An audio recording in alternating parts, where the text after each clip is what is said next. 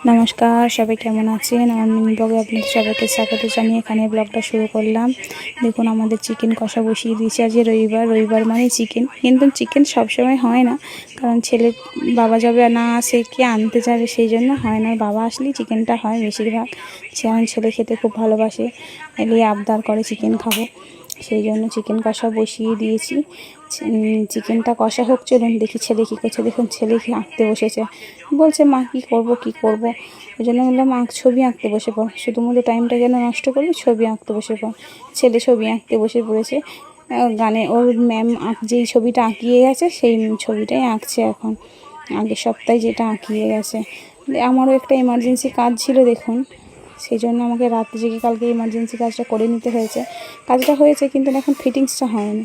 ফিটিংসটাই যে খাওয়া দাওয়ার পরে দুপুরে বসে করে নেবো, সেই জন্য। চলুন, একটা কথা বলতে বলতে রান্নাটা হয়েই গেল। দেখুন, আমার মাংসের ঝোলও রান্না হয়েছে। টাটা বন্ধুরা, সবাই ভালো থাকবেন, সুস্থ থাকবেন। এখানেই ব্লগটা আমি শেষ করছি। টাটা।